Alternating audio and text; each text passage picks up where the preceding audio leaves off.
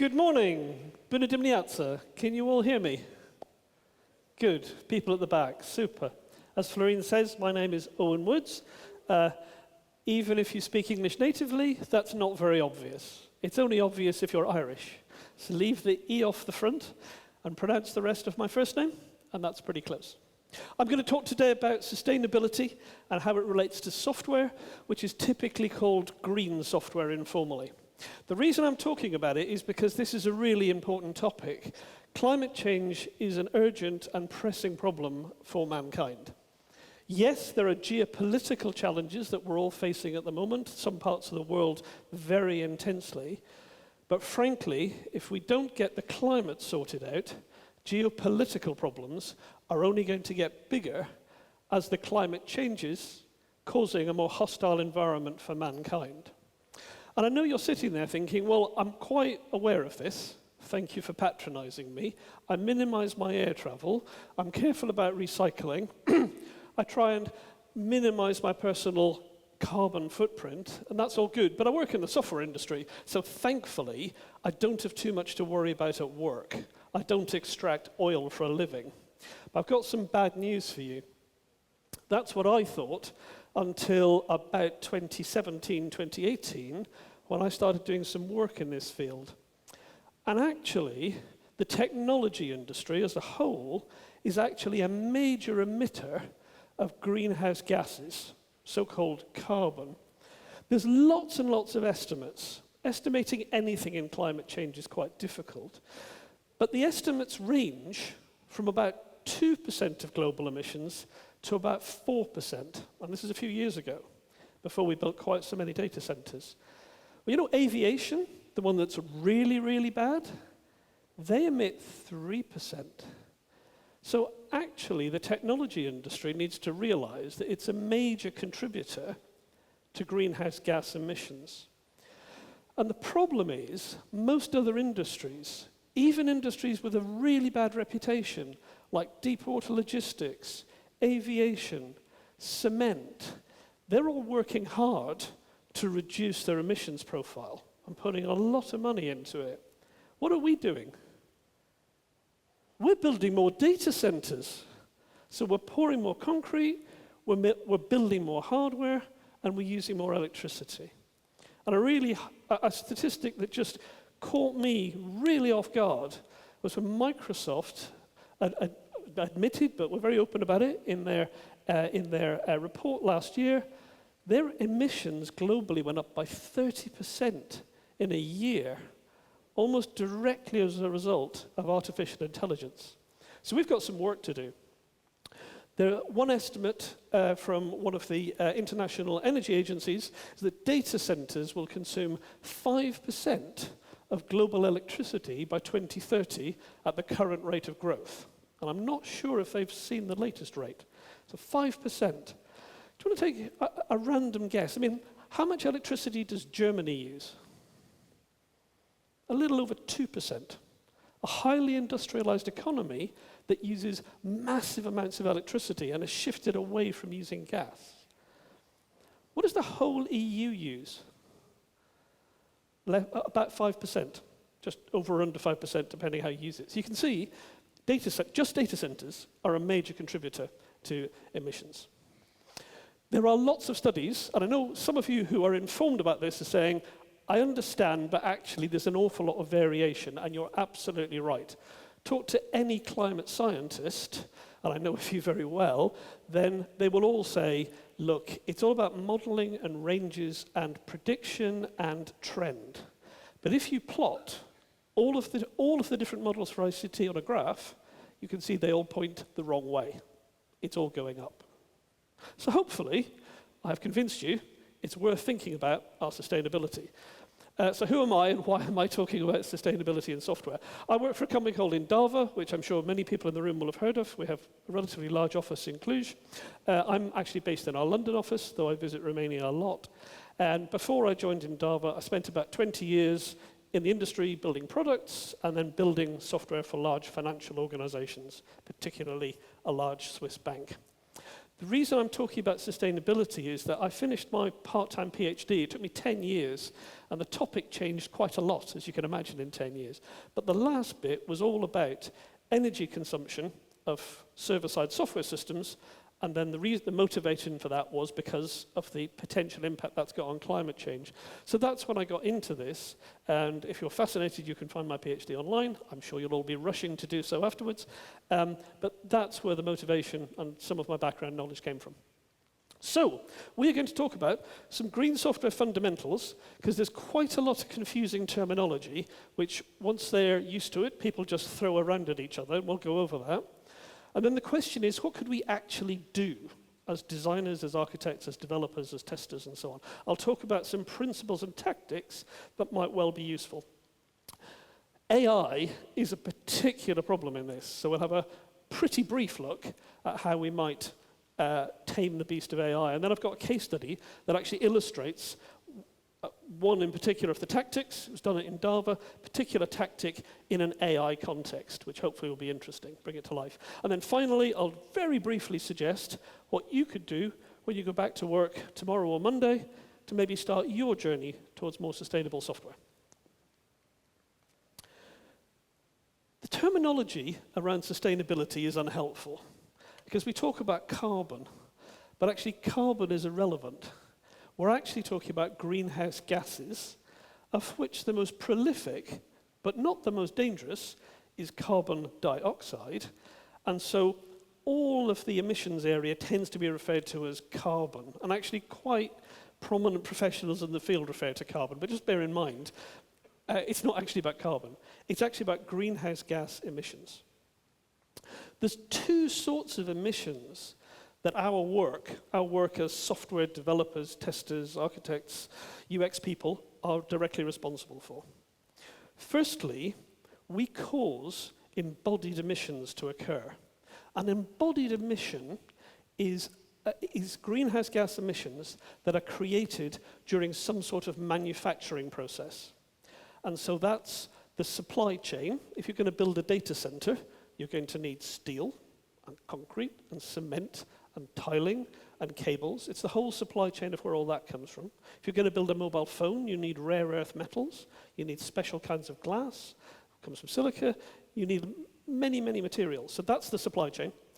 Then there's construction, and we don't think of ourselves as being in the construction industry, but you only have to visit parts of major cities, and I'm sure Cluj has got one of these, where the data centers are to realize we indirectly cause a lot of construction.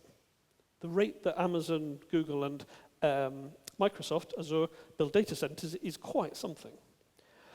And then the third bit we probably relate more to, it's hardware manufacture. When we build, or somebody builds on our behalf a server, then there are lots of embodied emissions caused by that process of building, shipping, installing, and then decommissioning a server. And in fact, in the EU now, it's the law that that the manufacturers have to tell you what the embodied emissions for a server are. And that's massive progress. That happened about 2019-ish. What's the other bit of hardware manufacturing, though, that we normally forget? We normally do think about the servers because they're large and use lots of power. But where is our software used these days? On mobile devices. Billions of mobile devices, all of which have got huge embodied emissions. The other side of emissions is operational emissions. And by that we really mean it's the electricity that we're using to power the devices that are running our software. And it's all the devices. It's storage systems, it's servers, it's networking devices, it's mobile phone masts, it's mobile devices, it's Wi-Fi routers, and so on. All of those need electricity.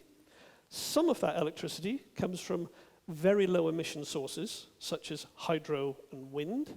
Some comes from very high emission sources, such as burning coal. That's absolutely the worst thing you can do. Coal is the most greenhouse gas emission dense form of electricity production. In any grid, though, at any moment, so in the Romanian grid right now, I didn't look this morning, I probably should have. I don't know what your grid intensity is, but the grid intensity will vary. It's because some of the time you will have more renewable sources, some of the time you'll have more fossil fuel sources. Some grids are inherently worse than others. I don't wish to point fingers, but if you look at the European map, Poland's tends to be pretty bad. And that's because they're a landlocked nation, they don't have hydro, they haven't got great wind, and they've got a lot of coal. So generally speaking, electricity in Poland tends to emit a lot of greenhouse gases. Electricity in the Nordic countries tends to be much, much lower greenhouse gas emission intensive. And why is that? Well, they're very lucky. It's a lot colder, and they've got huge amounts of hydropower. You can't just manufacture hydropower. The embodied emissions, though, it's kind of important to understand the life cycle profile of them. For a server, the embodied emissions are clearly important, but actually when you look at a server, that's a Dell server on the right-hand side, the orange bit is the operational emissions, and the blue bit is the embodied emissions as a percentage. These are not absolute, because the bars are the same height. Okay? But for a server, you clearly need to worry about your embodied emissions. You'd be foolish not to. But in fact, the operational emissions are far more significant. Whereas, come to the other side, come with me to an iPhone 14, you can see the operational emissions are largely irrelevant because it just doesn't burn the kind of electricity a server does, because it's been optimized throughout the design cycle to minimize power consumption. Nothing to do with its environmental footprint, everything to do with its battery life. But it doesn't really matter. The net effect is, with phones, the embodied emissions are the problem. The operational ones, probably not so much. And the other devices are a laptop, a desktop, and a monitor. And as you might predict, laptops, a bit like iPhones, desktops, a little bit more like servers, just because devices are optimized for different things. As we said, operational emissions are the emissions created during operation, and there's two parts of it. One, how much electricity do you consume? And clearly using less devices and lower powered devices and burning less CPU, for example, will reduce that. But the other side is, what's the greenhouse gas intensity of the energy you're consuming? This map on the right-hand side shows Europe on the 6th of September this year. I update it occasionally just before talks. And you can see, the darker the color, the greater the intensity. So you can see at the top, do you remember I mentioned the Nordics, with all that clean hydropower? They're lovely and green. If you go down to poor old Poland, it's looking a bit dark, and a few of the countries down on the Adriatic Sea, oh dear, oh dear, oh dear, very, very dark indeed. Probably entirely burning coal. Poland is probably buying cleaner electricity from someone else. And the UK sort of sits in the middle. The UK recently decommissioned its last coal-fired power station. On the other hand, we're still burning wood chip. So it's not all good news.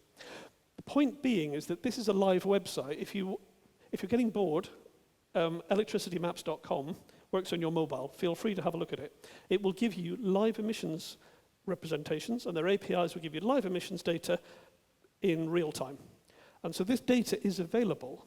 And so for people like us who are consuming the electricity, that's good news, because we can start to work out what the impact of our decisions might be. So what can we actually do?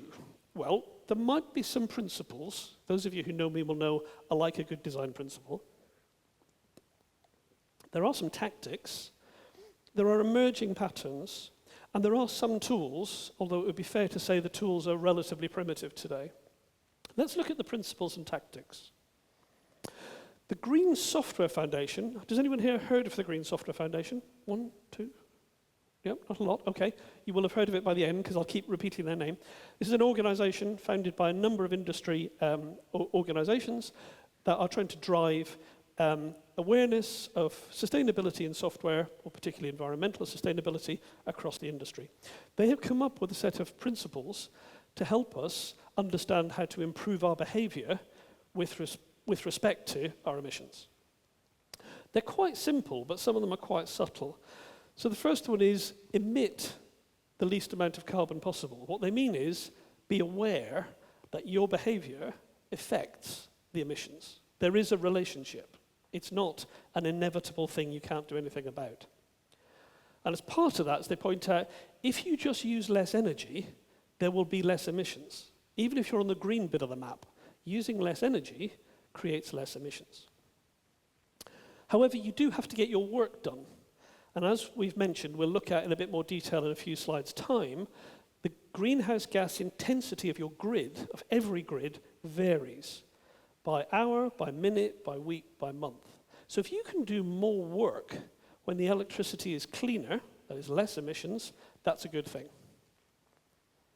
The fourth one is use or incur the least amount of embodied carbon possible. And that's what we were talking about, you remember about those devices. If you force a refresh of all the consumer handsets every year because your app needs the latest GPU inside them, you're going to drive a lot of embodied emissions, whether you like it or not. You might not think about that. You might think that's not really me, but you are driving emissions. Similarly, if you can lengthen your server refresh cycle, there will be less emissions. The fifth principle is simply, we have to know where we're going. Measurement, as I've mentioned, is very approximate in this field, but trends are pretty reliable. So if we start to measure, we can work out if we're getting better, doing nothing, or as many of us are, getting worse. And finally, understand how you are reducing your carbon footprint, your emissions. This is quite subtle. I'll just mention this one for a minute. What they mean is, if you ask your cloud vendor for the greenhouse gas emissions for your running software system, you need to understand how they came up with that emissions number. And I'll talk a bit more about this later, but different cloud vendors behave differently. One of the cloud vendors tells you what the actual geographical emissions in your region are when you ask it. Real estimation of real emissions. Two other cloud vendors buy carbon credits. That's the right to pollute, which doesn't reduce anything. They then take that amount off their emissions, and they tell you that's what your emissions were. That's clearly nonsense. I hesitate to call it lying because they're large corporations. However, you do need to ask the right questions. Buying carbon credits from Tesla, say, does not reduce emissions. It simply moves the problem around. And that's what the principle at the end is trying to capture. If somebody tells you we have reduced the greenhouse gas intensity of your energy, that might be a good thing, or it might be utterly irrelevant. It depends what they mean by reduced, whether it's an accountancy trick or whether they've actually reduced the emissions. There's a few other principles which, these are more ad hoc, these are mine. I have observed these or derived these from actually trying to work with green software. The first three came from a case study which I did as part of the PhD, where I observed there were three factors. That this was a large auction site that was reducing its emissions and actually being very successful at doing it. And we worked with them and we did some analysis of what they were doing, and we observed if you don't link the emissions to a business outcome, business people tend not to be very interested. That's an IT problem. Whereas actually, you often need business people, one, to authorize you to work on this, and two, to take an interest and drive it. So you need to link this stuff to a business outcome. The other thing we noticed was it's very easy to do local optimization in a very small part of a system, either because it's fun or because it's easy to do. And it may have almost no impact on the overall system picture. Emissions have to be treated as what I would call an architectural concern, a system-level concern. And the third thing we noticed in this case study, application development cannot do this by themselves. Infrastructure cannot do this by themselves, and the business can't do it by themselves. You need all three working together in a cross-functional team, all agreeing that this is important to do before you can actually make much of a difference. A few other tactical things which I've noticed is focus on high-impact changes. It's really easy to find something that is either fun to do or straightforward to do and think, that's a win, we'll take that. But actually, unless it really moves the dial on your emissions, it's probably not worth doing.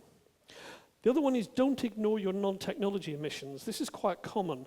So your flights, if you fly around as part of your job, are probably counted by a different group in your organization. However, I have observed there's very rarely a feedback loop from that group to the people creating the emissions. They're often reported at company level. Do bear in mind, if you save 3 tons of CO2 emissions in your software and create 55 tons by flying the team around, you're clearly not contributing anything. So bear that in mind. And finally, I think it's important to understand for your organization how significant are software-related emissions. If you're Google or Facebook, running software is what you do. You have a vast estate, and the emissions incurred by that estate dwarf everything else you do. If you're a deep water logistics company or an airline, it might well be the case that the software bit's quite small. So perhaps, rather than starting with the software emissions, perhaps we need to go and talk to the business about how we can harness technology to help them reduce emissions somewhere that's got bigger impact. So to move on to some practical stuff, principles are always a bit abstract. What can you actually do? A well-known tactic in this field is called demand shifting. We know that electricity grids vary in their greenhouse gas intensity, because electricity maps and other data providers tell us so. And when we look at many systems, we've actually got quite a lot of flexibility about where and when we do our processing. We can choose cloud regions. We can even choose cloud regions dynamically. We can move heavyweight workload like reporting and batch processing and financial calculation to different times. So if we put those two together, demand shifting is moving your workload either geographically or temporally in time to places where the greenhouse gas emission level is lower. So for example, you might decide that you have to keep your user interface parts of your system, say in Southeastern Europe, because that's where your user base is, but you might be able to run all of your heavyweight calculation processing in a Nordic region where the greenhouse gas emission intensity is much, much lower. And that might significantly help you. The other thing you can often do, and the bar chart here is the UK grid on a particular day. I'll use the same picture a bit later, actually, but if you can move your processing from the moment when it's really high, that's 18 kilos of CO2 per kilowatt hour, I think, to the time when it's much lower, 2, again, you're clearly going to have a lower environmental footprint. For some systems, that's almost impossible. For some systems, it's really quite easy. The trade-offs, of course, are this can complicate your system quite a bit, especially its deployment and support. You also don't forget about hidden emissions. If you have to move a huge amount of data to run it in a clean region, you have to figure out the emissions of moving the data as well. There are often hidden bits of emissions we don't think about. And the other thing is be careful about driving cloud vendor behavior. If you're a really big user of a cloud and you temporarily move lots of workload, you chase the green energy, you may accidentally cause the cloud vendor to conclude that they should build more data centers there, which might be a good thing or might be a bad thing, but you need to bear in mind that you could have a highly unintended consequence. The second tactic sounds similar, right? Demand shifting, demand shaping. The difference is demand shaping is not about moving the workload around, it's about doing less at times when it's expensive to do it. It relates back to one of the GSF principles. Do more work when the electricity grid is cheaper. Because we can often vary the intensity of our processing. For example, we could do, if we've got large statistical processing, we could use samples rather than the entire data set. We could do an entire data set run when we've got low intensity electricity. We could do sampled when we've got high intensity electricity. Because we know the grid varies in greenhouse gas emissions. This, as I say, is the UK grid. It was probably on the 6th of September, because that's obviously when I collected data. And you can see it varies quite dramatically from 1 or 2 kilos of CO2 up to 18. So when you run your workload has quite a big impact on your implied emissions.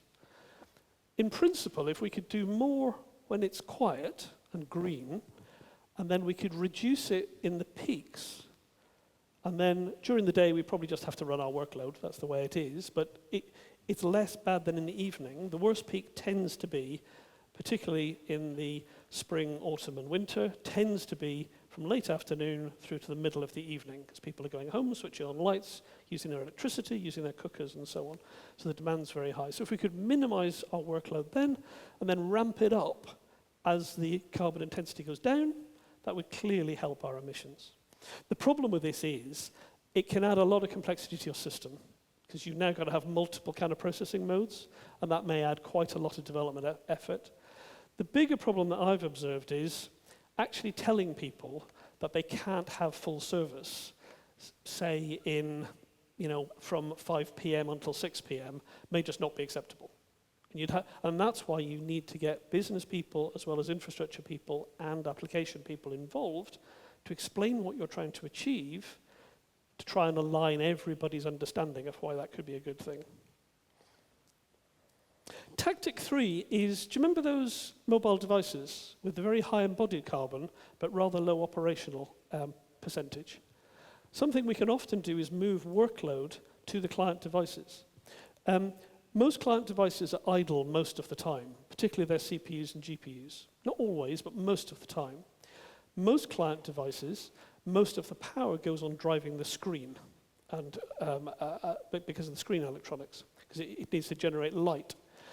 You can often get almost zero emissions impact by moving workload to client devices, and quite a big saving on the server side, because you've got lots of client devices and a relatively small number of server-side devices. So you can have quite a big impact. So for example, you can pass unprocessed results to a client. They'll check that you're not creating lots of emissions in the mobile network. You could cache data on the client and use its memory. Look at your client devices. You'll probably find that their memory is probably no more than 50% full. Lots of statistics on that. Or, something I have a case study for, but I haven't got time to do today, it's in the longer talk, is often we put a lot of redundancy on the server side for resilience. If we could move some of the resilience intelligence to the client side, we might be able to reduce the amount of hardware we need on the server side. And that's actually what that auction site did. They reduced the resilience on the server side and saved a huge amount of embodied carbon. Tactic 4 is really straightforward. Start to measure. This is easier if you're on the cloud than on-prem, unless you've already made investments. But the cloud vendors all provide emissions dashboards. As I mentioned, I'll now unmask them. GCP, at least last time I checked, GCP gives you proper emissions data, as in this region, at the time you were running, here are your real emissions. Azure and AWS give you adjusted emissions, because they have bought lots of carbon credit to make themselves look as if they're creating less emissions than they really are. So be aware of that. And this is something where you get your cloud solution architect from the vendor involved. You get them to come and explain it to you. They won't be able to. Almost none of the solution architects understand the dashboards. But they do have people who do. So insist on getting someone who actually understands what all the data means and what the impact is and how you can reduce your emissions. And all of the vendors now employ people who are real experts on this. So as cloud customers, put pressure on them. And when you find the dashboards don't do what you need, put pressure on them to change them. Because the only thing that changes vendor behavior, cloud vendor behavior in particular, is pressure from customers. There are various other tactics, which I'm not going to read through, but you will notice that most of them are fundamentally about doing less. Keeping less, processing less, moving less around. And actually, especially with cloud computing, you notice that this nearly always makes you more efficient and cost-effective too. So when you're trying to persuade people to move in this direction, you can very often make a virtue-based case that this is the right thing to do, and an economic-based case, which is this will save us money. So this is a great thing to do. There's a lot of ideas on the Green Software Foundation site, but I'll talk a little bit about them later. Do beware. Think about them critically, because a lot of those patterns, it depends whether they're a good idea. It actually depends on the workload profile of your system. So don't use them blindly. So how about AI then? We all love a bit of AI, and there was a good question actually earlier about AI and emissions, I think, or AI and sustainability, which I was interested in. AI-based systems require massive amounts of compute, processor storage and memory. So to no one's surprise, they're an absolute sustainability horror show. And that's, as Microsoft said, that's was one of the main drivers why in 1 year they undid many years of emissions reduction in a single step and stepped right back up again. The key determinants of your AI environmental footprint are how big are your models and what is the compute cost of querying them, or inference, as an AI specialist would call it. So it's minimizing both of those will minimize the environmental footprint. And of course, typically today, bigger is better in models. Well, bigger is better unless you consider emissions as one of your system goals, to minimize the emissions. And that's something which we need to get the whole AI community thinking a bit more about using the smallest model possible rather than the biggest model they can possibly create. There is a industry standard life cycle, the something industry standard something for machine learning with quality. I have forgotten its acronym, but it's CRISP-ML, which you'll see data scientists talk about quite a lot. Is anyone here a working data scientist? Yeah, one. Yeah, I think we're strongly on the dev side, so perhaps CRISP-ML is new. But briefly, they have a standard life cycle. If you change the words, it looks a bit like a software development cycle, sprint by sprint development cycle. But business and data understanding, which we'd call analysis, that's the point we need to start thinking about our emissions goals. What are we trying to achieve in reducing or maintaining emissions with this system? When they're doing data preparation, the key thing, if we can do, is encourage our data scientists to use existing data sets. Don't collect, curate, and store yet another when you could use an existing one with perhaps a small additional data set layered on top. Because we need to minimize the amount of stuff we're doing. And collecting and storing data uses a lot of compute. When they're creating the models, same thing. Could we reuse a pre-trained model rather than starting again with a completely new model, which is the natural thing? It's completely understandable. It's a totally natural thing for a data scientist to do. The trouble is, it's the most environmentally damaging. And once you've got models, can you create this, as we just said, can you create the smallest possible? Or if you've got a model, can you shrink it? There's a whole area of research about how to shrink existing models. One of the techniques is called quantization, and the other was feature extraction.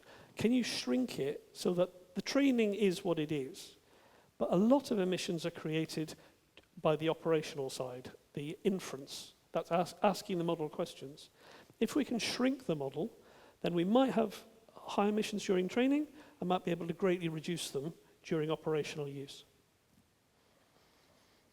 Again, consider shrinking the model. When we're actually deploying it and using it, can we deploy to areas with low greenhouse gas emissions? That could make a big difference because these are very compute intensive. Can we use specialized hardware? There's a bit of an arms race in AI hardware, but one of the questions no one seems to be asking some of the biggest vendors is, how are you minimizing the energy footprint of these? How are you minimizing the embodied carbon footprint?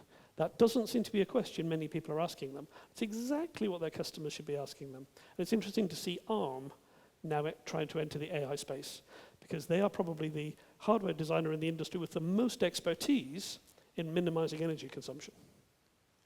And as we saw, demand shifting and shaping can help as well. And finally, during monitoring, what the data scientists mean by monitoring and maintenance is monitoring the quality of the responses of the model and then deciding if we need to change the model at all.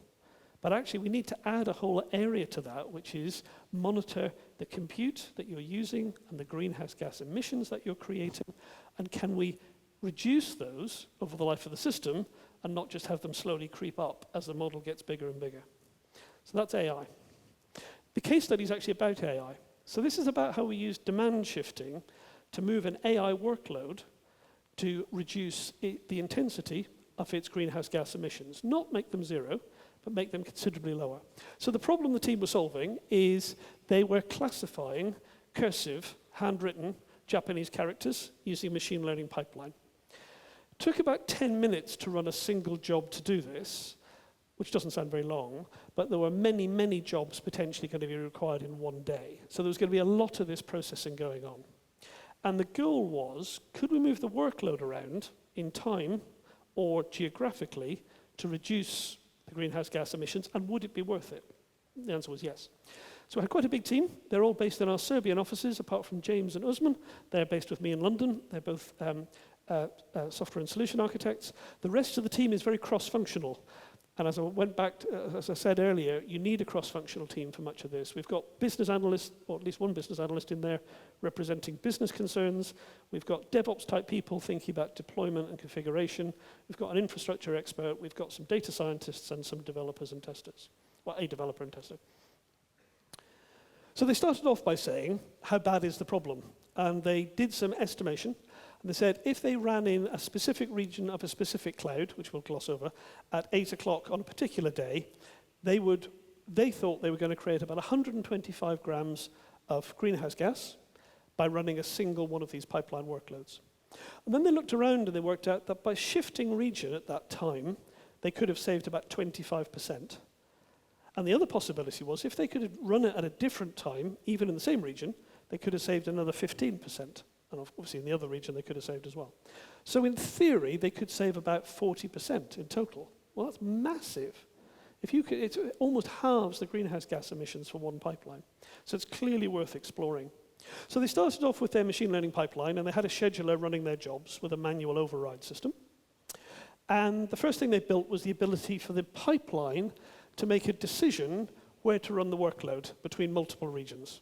I think we started with 2, but it didn't really matter. It was a generalized mechanism. Can we run our workload in different places and the pipeline make the decision? And the answer was yes. The very green software bit was they needed to understand the likely emissions or greenhouse gas intensity of using the different regions at different times. And ideally, they needed to build up metrics over time so they could do prediction. And they did that. They created an Azure function, which the machine learning pipeline fires out to say, get me the current and predicted greenhouse gas intensity of the different regions. And it uses a bit of the GSF, Green Software Foundation's open source, to access electricity maps. Electricity Maps is the organization that generated the colored map of Europe that we saw earlier. And then finally, they used another open source bit of software called the Green Metrics tool, and that measures, it puts a wrap around your software, and it estimates what your runtime resources are. And when you put all that together, that allows you to have a good estimate of what the likely impact of running your software is going to be. I don't expect you to be able to read this, simply that it wasn't a trivial process to figure out whether to move it in time or space or not. And there had to be some variations, because if a human being was triggering this, we obviously needed to run it now. It was clearly in a hurry. So we could move region, but we couldn't move time, for example. And so they included things like finding the region and changing the region and deferring the run as part of their pipeline. So it became an automated process that when you submitted jobs and they were going to be run, the pipeline could make these decisions for itself over time. And then the Green Metrics tool gave them quite a lot of insight into the resources they were going to use in terms of energy, because it can do that estimation for different kinds of hardware and cloud environment. So they achieved automatic demand shifting across time and geographies, and they used near real-time data from electricity maps, and they used the Green Metrics tool, which again is open source, you can just go and download it this afternoon, to allow estimation of their emissions. So it was a very successful attempt at reducing the environmental impact of a particular piece of AI processing. So hopefully I've got you at least slightly interested in this as an area. I think this is an area we should all be interested in and starting to build our capability and knowledge in. So what could you actually do, and where do you start? Well, a lot of people feel that the first thing they should do is go back to work and consider how efficient their code is. And can I just persuade you that's probably not the place to start? I've had this conversation with multiple people at conferences and inside the company and people in my network, and a lot of people that's, okay, well, I need to do less of everything. Perhaps we should rewrite everything in Go. That's probably, almost certainly, not the place to start. That's the place to almost end. To get started, just learn more. It's quite a nuanced field. And it's quite important to understand, as we said in our principles, where you can have an impact as opposed to doing a whole lot of work to become notionally more efficient and actually having very little impact on your greenhouse gas emissions. There are a few books, which I'll mention in a minute. There are some training courses. In fact, there's a free one that leads to a certification via the Linux Foundation. And there are also some organizations to join or use their websites or join their Slack communities or whatever. Once you've done a bit of learning, you'll realize that key to this is simply doing less. The catchphrase in a lot of the sustainable software industry is think lean. It just means if we're using less resources, in the broad sense of resources, hardware and data centers and electricity and blah, blah, then we almost certainly will reduce our emissions footprint. The problem we've had for a long time is that the cost of everything has gone down and down and down, but that doesn't reflect our emissions. So we've tended to get very careless about how much hardware, compute, triggering, how much cloud and so on that we use. So doing less is really quite important. The third step is normally, once you're thinking about minimizing, particularly the hardware footprint, it's can you do something about the energy you're using? Because operationally, that's what makes the difference in nearly all cases. Can you start consuming energy with much lower greenhouse gas intensity? And the answer is nearly always yes. You can do it different ways, but the more you read and the more you learn, you'll find there are lots of ways of doing it. The first step is to understand what is the intensity of the electricity you're using and how much electricity are you using, because both of those are important, and then work out, can you improve the greenhouse gas intensity, reduce it? Could you reduce the amount of electricity you're using too?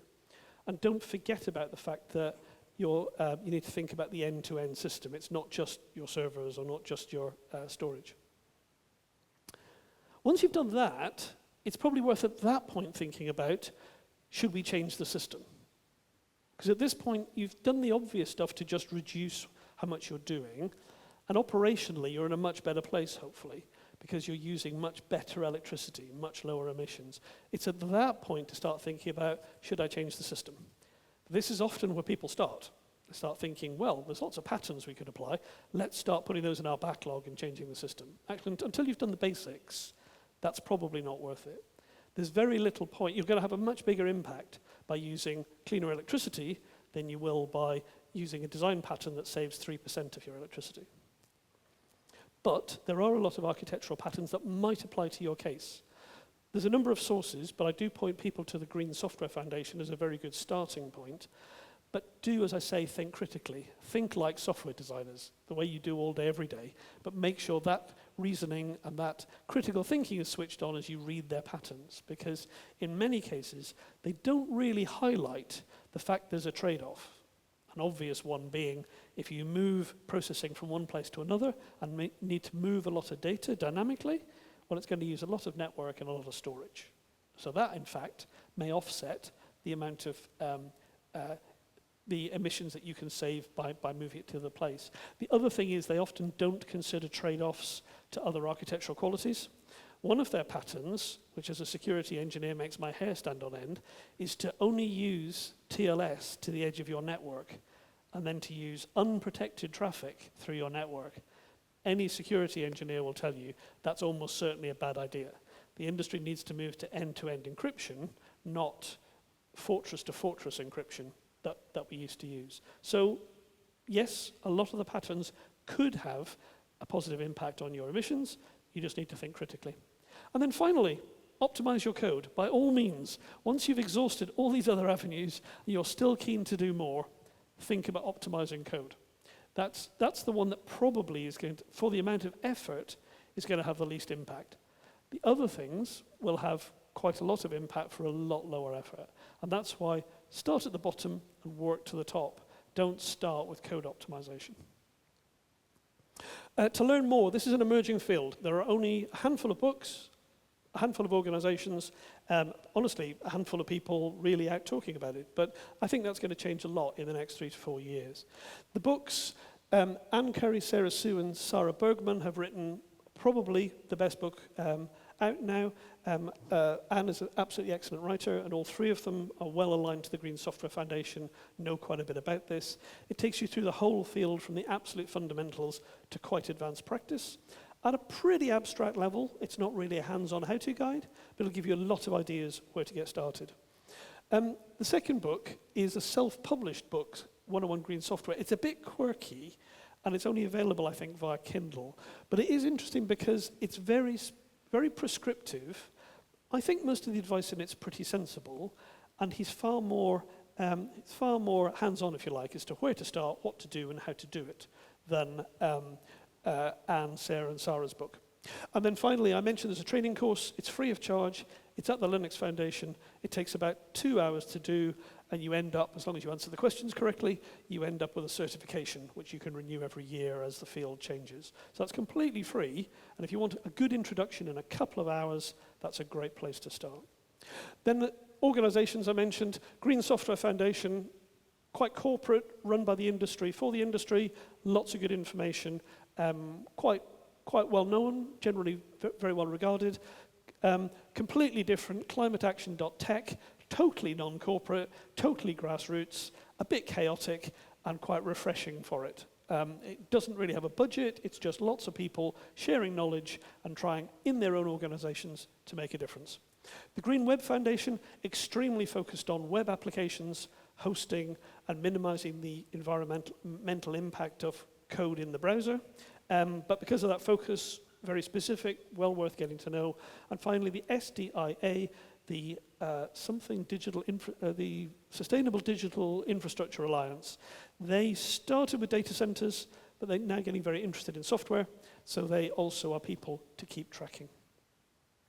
A few resources. There's some data resources on the left, all of which offer a free tier. On the right, I just mentioned two quickly. The GSF has got a thing called the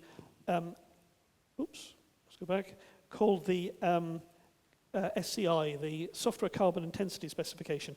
That's a standardized way of making an estimated calculation of the emissions of your system. And so if you want to think about how would I go about that, this will tell you exactly how to do it. And then a small British company called Scott Logic, in parallel, came up with a different way of doing it. It's worth understanding both, because they make slightly different trade-offs and assumptions, and so they come up with slightly different answers. They'll both give you a lot of ideas about, if I want to understand what impact I'm having, how would I even start to calculate it? Both of them have done the heavy lifting to work out how to do that. So, thank you very much. I hope that is a useful introduction, and that we'll all go back to the office and start thinking about the environmental impact that we're having as software engineers. Thank you very much.